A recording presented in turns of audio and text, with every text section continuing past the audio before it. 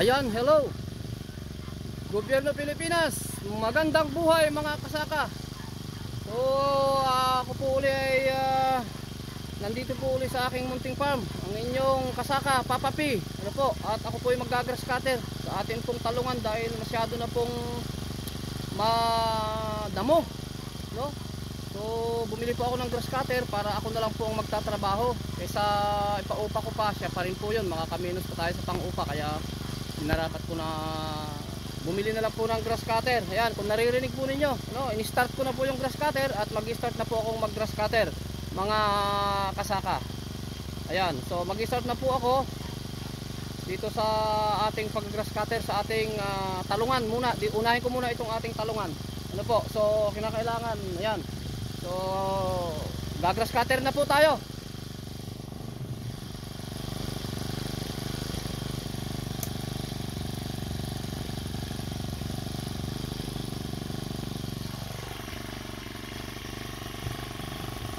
Yan. So ready na po na mag-grass cutter. Parang naka 60 caliber, no? Pasinggan ang dating, oh. Talagang yan lang po ang pag-grass cutter, oh.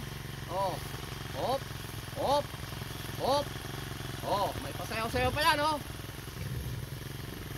Ayan, So siyempre magsusuot tayo ng goggle para suporta sa mata, para hindi mapuwingan si Papa P. Ayan. Okay. Let's go!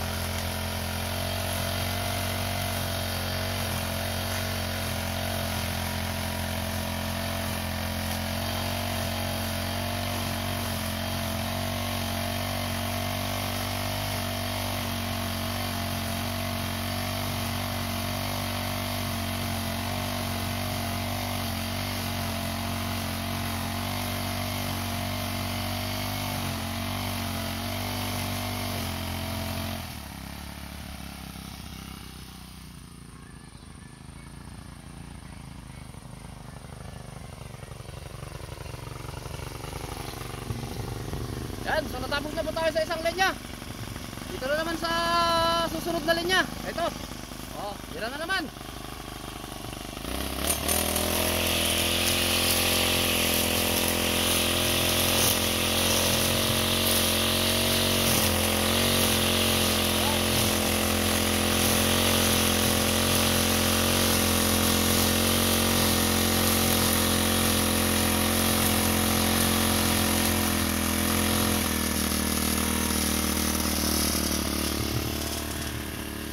Napakabilis talaga pagka grass cutter ang gamit. Ano po? Yan, mga kasaka, yung gamit kong grass cutter, yan,